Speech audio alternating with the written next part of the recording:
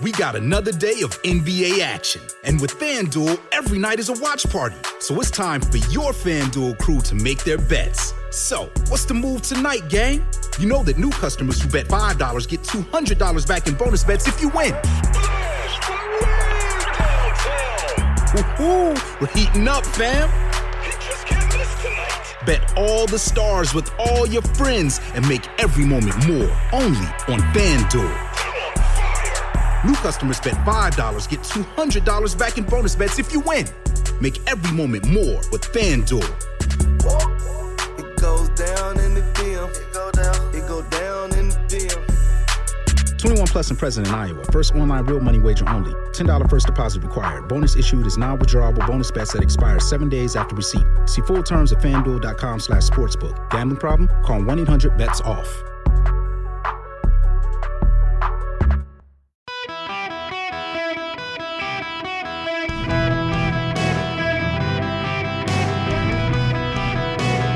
Welcome to the Eric Erickson Show podcast, Hour 1. Greetings, America. Welcome. It is Eric Erickson here across the nation. The phone number 877-973-7425.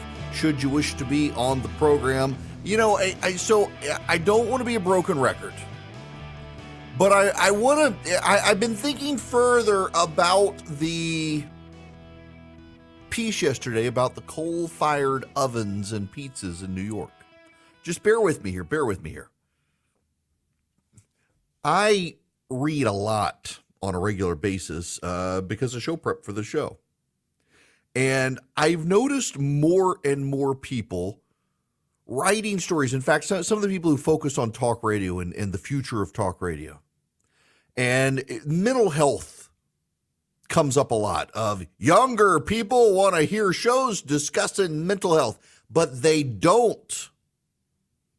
They don't want to hear about mental health. The people who you think want to hear about mental health, they don't want to hear about mental health. They don't want to hear about the schizophrenics among the homeless. They don't want to hear about the rise of schizophrenia that correlates almost precisely to increased consumption of marijuana at an early age. They don't want to hear about that stuff. What they talk about in terms of mental health is, well, they got anxiety. They're depressed. They have anxiety. They're a little anxious. And they've decided that anxiety is mental health. They're a little OCD. That's mental health. They don't want to hear about the crazy guy who shoots up the theater because he's a schizophrenic. No, that guy is evil. But they're just a little anxious. They're just a little anxious. We need to talk about mental health because my anxiety, I need a Xanax to get through the day because I haven't learned how to cope with problems in life. And I've noticed this trend now, and it really Nate Silver, the 538 guy, I've been meaning to write about this and I haven't. And then last night he pointed out something that there is a continued trend in much of the media, in much of major cultural institutions, to continue to keep people miserable. He put up this tweet, kind of amazed how well the, quote, did you possibly feel a small pang of joy? Here's a reason to stay miserable genre continues to do. Thought it was a pandemic thing, but it's still going on. He points to 3 articles. One is in the Atlantic. Killer whales are not our friends. Stop rooting for the orcas ramming boats. Then there's another one in the New Yorker. The case against travel. It turns us into the worst version of ourselves while convincing us that we're at our best.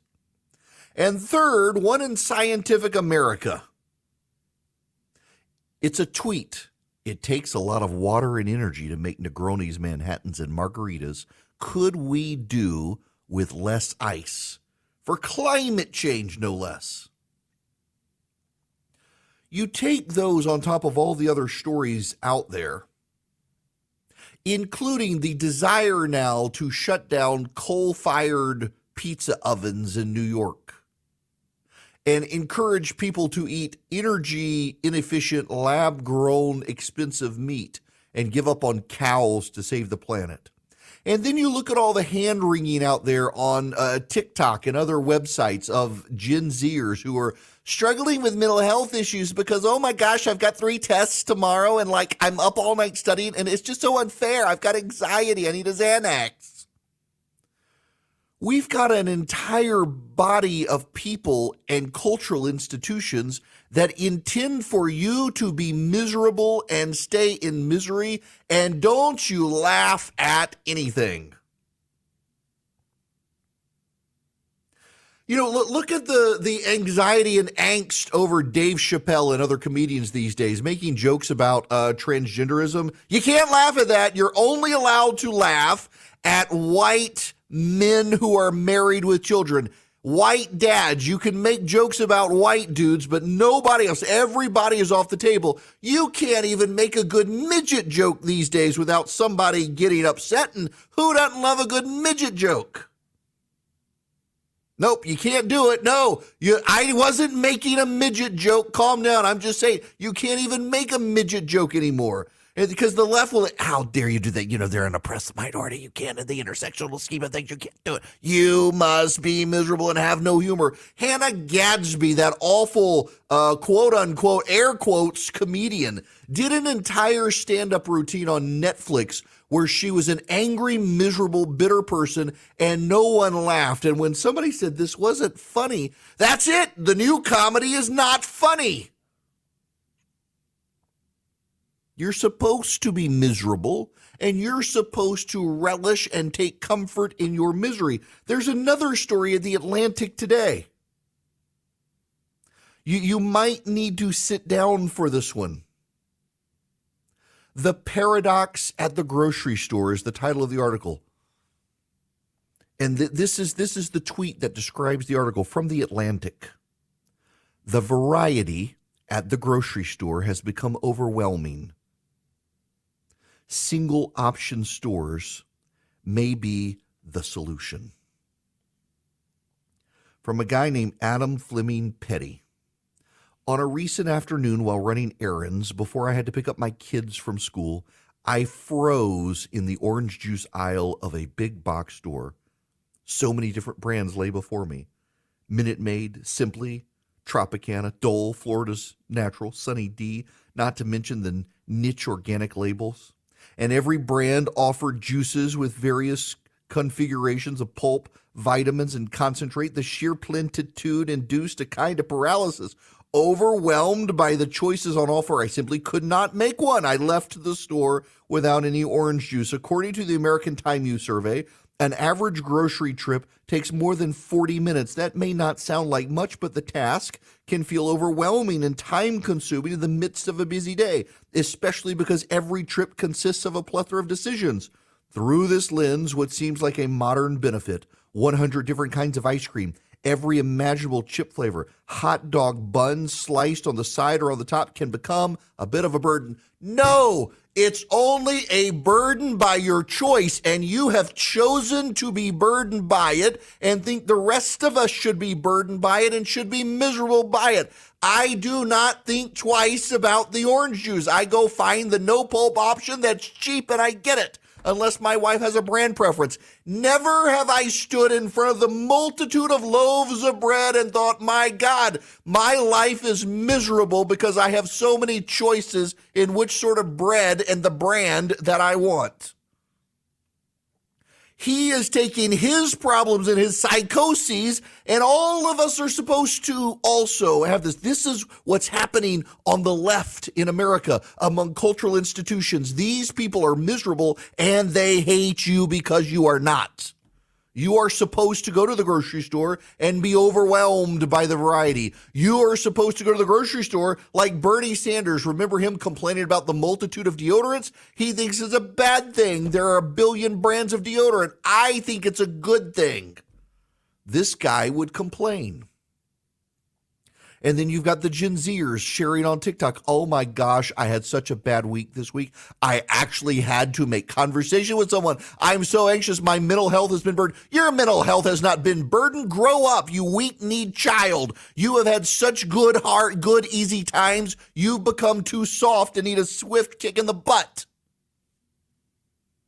In fact, our entire society, it seems at this point, could use a good, swift kick in the butt to grow the heck up and just deal with life. Life is hard and then you die, and apparently people forgot that along the way. But there are ways to find pleasure and get enjoyment out of life. And the thing that apparently gives pleasure and joy to the left these days is misery and being miserable. And because they're miserable and in misery, they get mad at the rest of us who aren't. Who didn't like a good joke about the people in the sub? Oh, it's horrible, and is it too soon? I found a picture of a giant, large woman dressed as a mermaid and said, I wonder if she was the cause of it. Looks like she ate 5 guys. All of my conservative friends found it funny. My one liberal friend, that's not funny. How dare you laugh about the tragedy? You gotta laugh or you're gonna cry. Your choice. I'm gonna laugh about it. These people want you miserable. And there, my friends, we pivot to the point. I think the Republicans are making a strategic mistake in how they read the marketplace of ideas and voters. Take Ron DeSantis. He is the only guy who comes close to Trump, and he's not that close. And he's still on the culture war fight, and he still seems angry every day about things and in fight mode.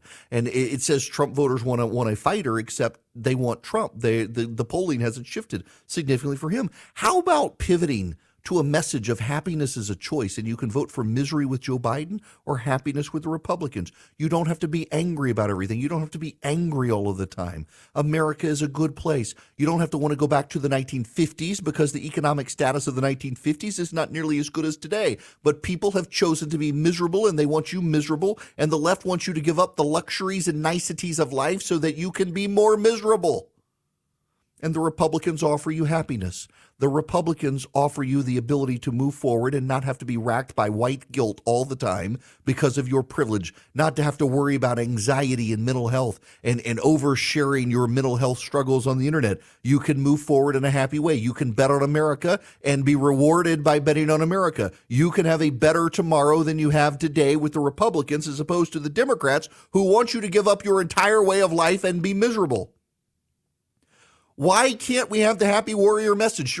Tim Scott seems to be getting some traction with the happy warrior message. He loves the country. Don't bet against America. You can have a better tomorrow than you have today. The other Republicans, I think, should probably be embracing what Tim Scott is offering because the left is miserable and the far right is miserable. They're both angry. They want you to be angry. They want everyone to fight. Most Americans don't want to fight. They want to go to work. They want to get a paycheck. They want to take care of their kids and family. They want to be left the hell alone. And they want to smile. Republicans, conservatives, your choice is not just the choice of Republican or Democrat. Your choice is happiness and a smile or misery and scowling. Don't forget that.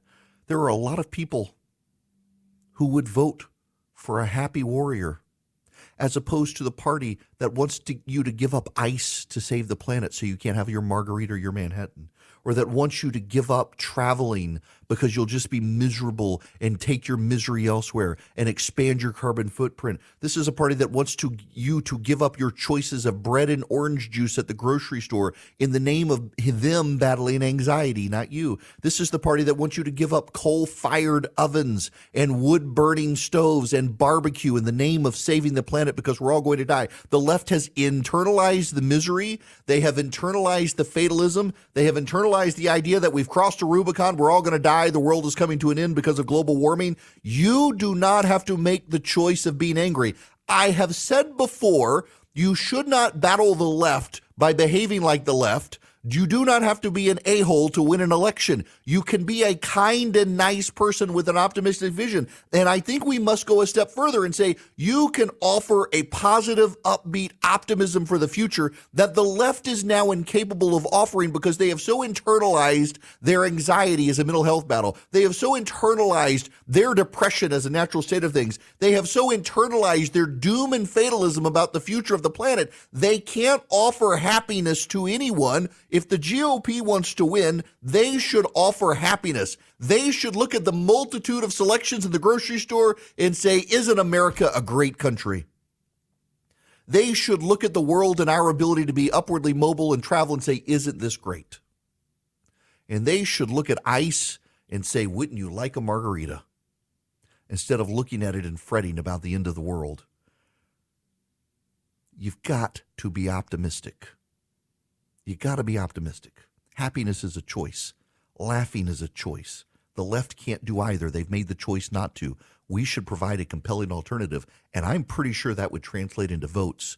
The misery that the left forced us into in COVID, we can push it aside and get back to better days ahead if we just will focus on doing that instead of just being miserable like the left. Welcome back. It is Eric Erickson here. The phone number is 877-973-7425. Should you wish to be on the program, very happy to have you.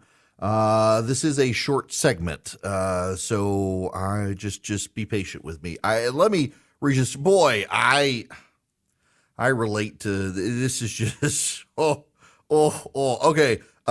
Rensselaer Polytechnic Institute in upstate New York is suing Daigle Cleaning Services. Daigle Cleaning Services provides the janitorial services for the college.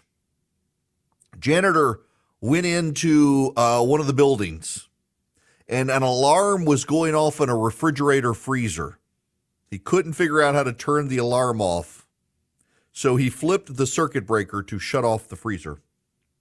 The problem was that the freezer contained 20 years of biological research, including cell cultures and samples, and they had to be kept at negative 80 degrees Celsius in this specialized freezer. They put a note on the freezer because the freezer was having some issues. Quote, "This freezer is beeping. As it is under repair, please do not move or unplug. No cleaning required. You can press the alarm test mute button for 5 to 10 seconds if you would like to mute the sound."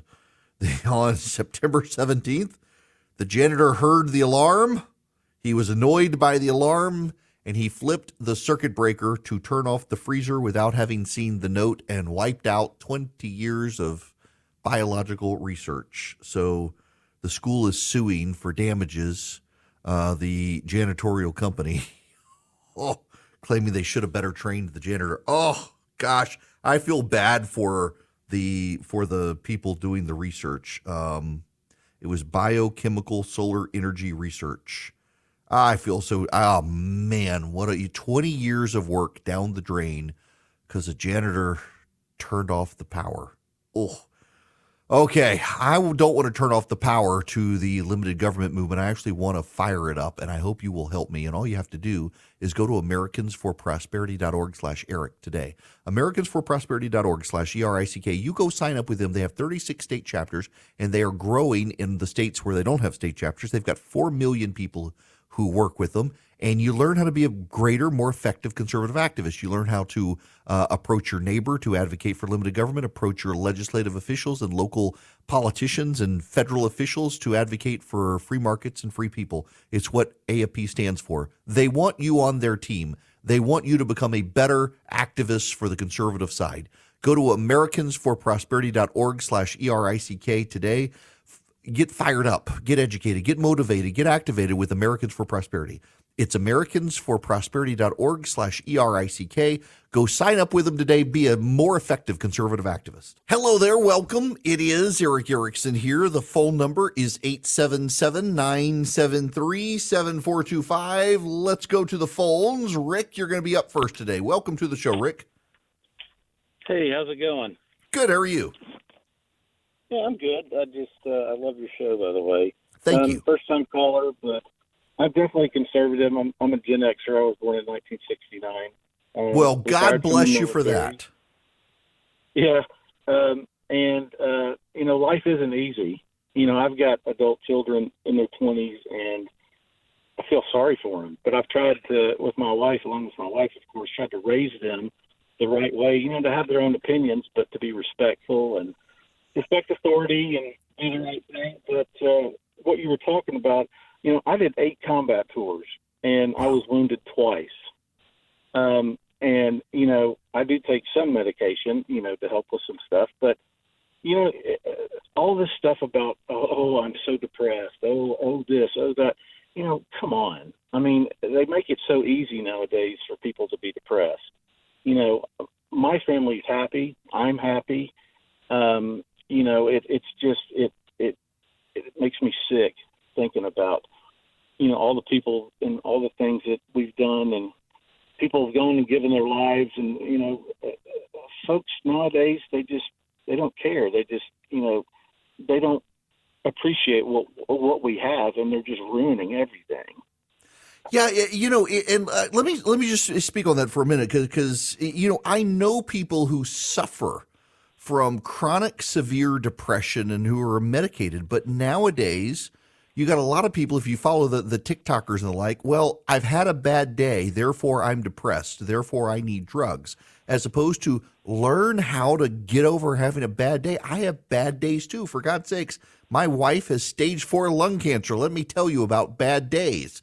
But the idea that we can't bounce beyond that and actually enjoy life, and that everybody's got to have a pity party, and anyone who's happy is a bad person for not joining the pity party. It's just it's ridiculous that this is where we are, as opposed to people learning how to suck it up. Well, I just wanted to make one more reference to the orange juice style thing from a movie called Moscow on the Hudson with Robin Williams, when he passed out looking at all the coffee. And also, your joke was funny. I'm sorry that happened to those people in the sub, but, risk is risk. And I told a joke yesterday, and I said, well, I definitely would ask for a refund if I were their families. I was just kidding, but I think it's terrible that it happened, but, the risk involved. But I will tell you this. Everybody needs to Rick, join the military and do all this stuff. Yeah, but, the funniest meme that I saw, and I have laughed about it every time I've seen it now, is there was some younger black lady who put on a bright red wig and was filmed running out into the sea, and the caption on it was, Ariel finding out how much it costs to live, deciding she's going to go find that billionaire's wallet. That's funny. You listen, I appreciate the phone call, and thank you very much for your service, Rick. Definitely, on behalf of all of us, thank you for that. Wow, that many combat tours. Good, and wounded twice. Thank you very much. And yeah, I mean, listen to Rick. I mean, he went through all of that, put his life on the line for all of us, and find some joy in life. There are just so many people these days who wish to find no joy in life and resent those of us who do, and they want us all to be bitter and unhappy. And it is you particularly find the mental health sufferers of TikTok out there, and they get on TikTok and share all of their phobias and quirks and foibles of life, and think that everybody else should adopt them. And in fact, a lot of younger kids get on TikTok and they do embrace that. Like, for example, have y'all heard about the TikTok Tourette's syndrome? It's Tourette's influencers on TikTok who have Tourette's, except they don't. And the kids who watch the videos of them develop Tourette's-like symptoms, but it's not real Tourette's. I mean, this is an actual diagnosed thing. It's so weird how influential people can be, including in spreading misery. Now, the Supreme Court did some of that today for some people. We've had not quite the biggest day at the United States Supreme Court. We have probably 2 more days of cases. Now, how do I know this? The Supreme Court has 7 more cases to come out, including the 303 creative case over whether a web designer can be compelled to use her services to build websites for causes she doesn't believe in, and the affirmative action cases with Harvard and North Carolina about Asian students. Those are pending, including several other cases. We did get one of the big ones today, the Moore, North Carolina case. And this is not the major decision that people thought it was going to be. This particular case was the North Carolina legislature redrew the districts in North Carolina. In North Carolina, the governor is not allowed a veto of congressional and legislative districts. So the North Carolina legislature, controlled by Republicans, drew the districts, and then the North Carolina Supreme Court, at the time controlled by Democrats, threw it out and rewrote their own lines that was very pro-Democrat. So the North Carolina legislature sued and said the Constitution says the legislator sets the date, times, place, and means of elections, not the courts. Therefore, the courts overstepped by redrawing the districts. Now, between the case being filed and the case being decided, the North Carolina Supreme Court justices were thrown out of office for this decision. Conservatives were reelected. North Carolina rewrote the legislative lines, and the North Carolina Supreme Court upheld them. And then the United States Supreme Court, by implication of an Alabama case, has just probably cost them their lines. So the court came out today, and it was virtually all of it was like a 7-2 or 6-3 decision. And it was Amy Coney Barrett and Kavanaugh and Roberts and the liberals all agreeing that the North Carolina legislature does not have unilateral power to redraw the lines, that courts can hear them. Now, Chief Justice Roberts in the case threw in a line that essentially said if the courts handle it in an overtly partisan way so that they try to have their lines drawn instead of the legislatures, we may reconvene or we may reconsider this. But it's the exact case I thought. I always thought it was too wild of a theory to go to the United States Supreme Court and say, hey, we want you to agree that courts can't review legislative actions, which is essentially what this amounted to. It's never been done before. The left was nuts about it, that this was a threat to democracy. It wasn't really, but they didn't go that way, and I didn't think they would. What I find most notable is that the conservatives who are upset by this forgot something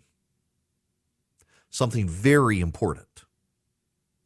Had the court ruled in favor of the North Carolina legislature, the Republicans would be swept out of Congress.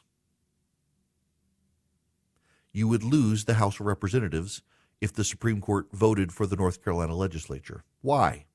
Because the New York Court of Appeals, which is their version of their Supreme Court, New York is kind of odd. You have the New York Supreme Court, and then you have the New York Court of Appeals, and it's the Court of Appeals that's the actual Supreme Court.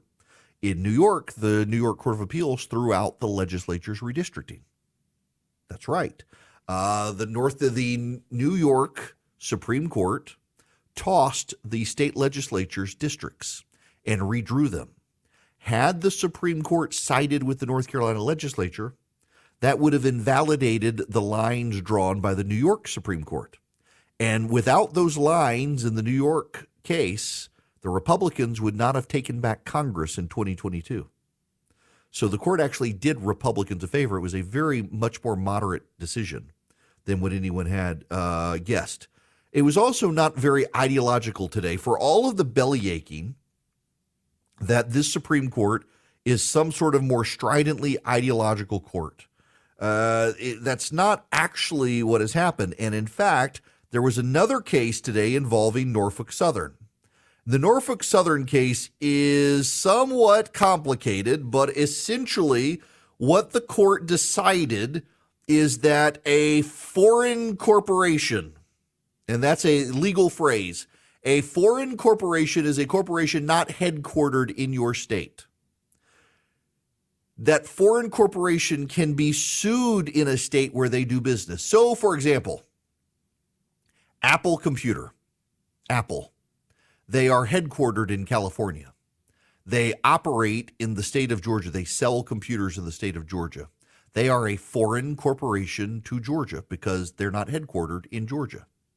They're not registered there. They're not chartered there. Their headquarters are not there, but they do business in Georgia. The Supreme Court, in a 5-4 decision today, said that Apple could be sued in Georgia if they, under certain rules, in certain cases, they could be sued in Georgia. Now, what was the ideological alignment here? Clarence Thomas wrote the decision. Samuel Alito and Neil Gorsuch joined him, as did Sonia Sotomayor and Ketanji Brown Jackson. It was Brett Kavanaugh, Amy Coney Barrett, Chief Justice Roberts, and Elena Kagan in the minority in this case.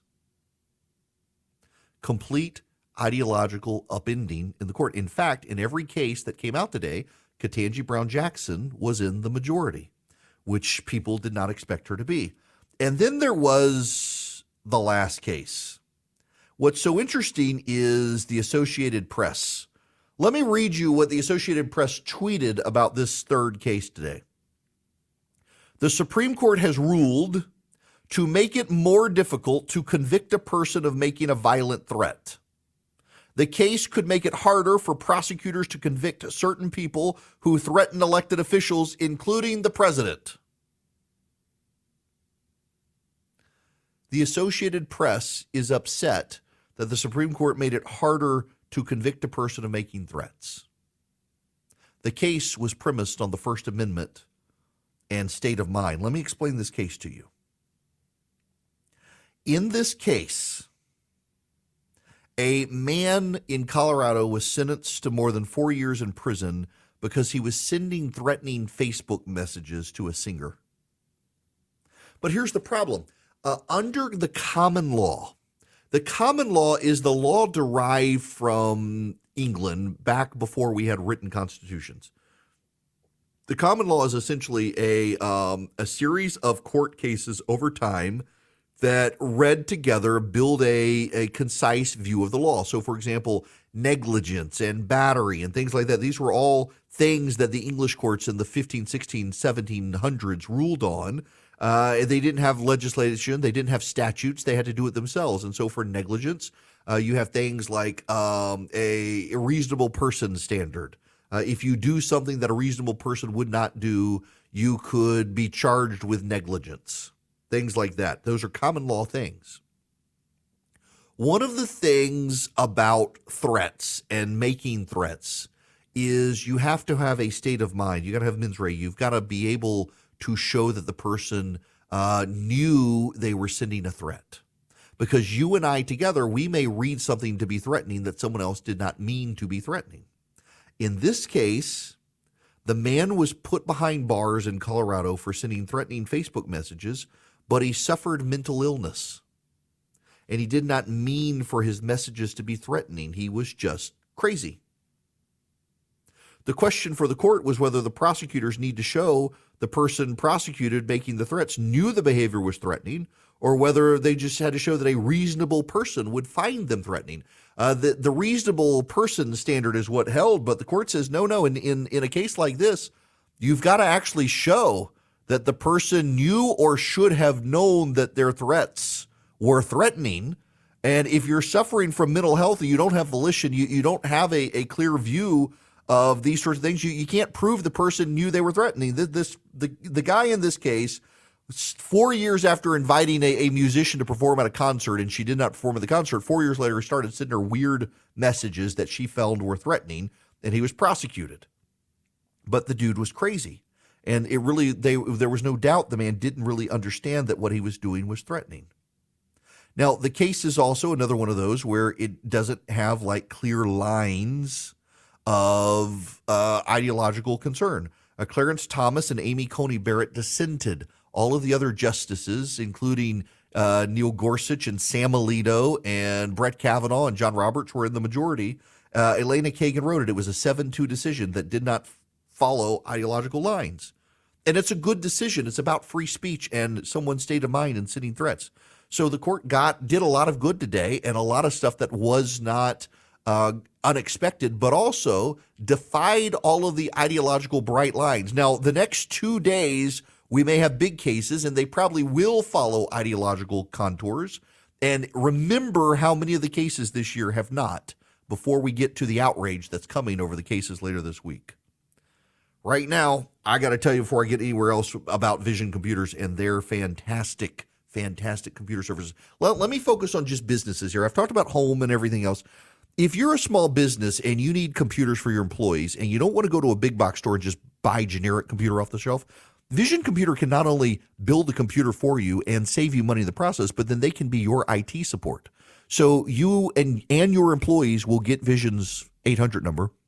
You can call them and they can be your tech support. So if you need help with your email, if you've got a virus on the computer, if you need help setting up a printer, they can walk you through stuff. They can oftentimes explain it to you over the phone or remote into the computer, so you don't even have to take them to their shop or mail them to them. They can do so much over the internet. They set up the computer that way with your permission to be able to do it, so you don't have to have an IT department. You can rely on the people who built the computers to service the computers. It's a great deal, and they build you a computer you actually need and want, not just the generic out of the box stuff. I highly recommend Vision Computers for you, for your home or your office, because the same tech support, you can do it for your home, not just your office. Give them a call at 404-COMPUTE, 404-COMPUTE, anywhere nationwide, whether you're on my affiliate out in Salem, Oregon, or you're up in Bangor, Maine. You have Vision Computers, build your computers, and be your IT department. 404-COMPUTE or visioncomputers.com. If you ask them about the Eric Erickson special, call them Vision Computers or 404-COMPUTE and ask them about the Eric Erickson special and see what they can do for you. Welcome back. It's Eric Erickson here. This hour of the program is brought to you by First Liberty Building and Loan. If you're buying a building, growing a business, buying a franchise, things like that, you need access to capital and your lender is giving you hard times, well, First Liberty might be able to help you. They make their own lending decisions. You should give them a call. FirstLibertyGA.com has all their contact info. FirstLibertyGA.com. Spend 10 minutes with them wherever you are nationwide. See if they are a good fit for you and you for them. Now, as you probably are aware, I don't want to spend a lot of time on this, but the audio of the conversation leaked last night, first to CNN and then to other news outlets, of the president's conversation with Mark Meadows and his staffers about the classified documents. And it seems to suggest they were looking at classified documents. The question is, who leaked? And conservatives have immediately rushed to the conclusion that it's the Department of Justice that leaked. I'm not so sure. Could be the Trump team really does believe it exonerates him, and so they're the ones who leaked it, because it sounds like it when you listen to the audio from their vantage point. But here is what I am reliably told. The Trump team is increasingly concerned that Mark Meadows may behind the scenes be undermining Trump. And so some of the Trump people, they wonder if Mark Meadows had something to do with leaking this to the media. There's a growing skepticism on Trump team as to whether or not Mark Meadows is still on the team or not. I don't know. I haven't talked to him in a while. Love the guy. Just a good person. I really like him, but I don't know what the lay of the land is there. The Trump team is skeptical. They think he may have cooperated too much with grand juries. We'll see. But I don't think you can just jump to the conclusion that it was the Department of Justice, because they weren't the only ones with access to this audio. When we come back, the FTC has decided to sue Amazon over Amazon Prime. For the ones who work hard to ensure their crew can always go the extra mile, and the ones who get in early so everyone can go home on time, there's Grainger, offering professional-grade supplies backed by product experts so you can quickly and easily find what you need. Plus, you can count on access to a committed team ready to go the extra mile for you. Call, click Grainger.com, or just stop by. Grainger, for the ones who get it done.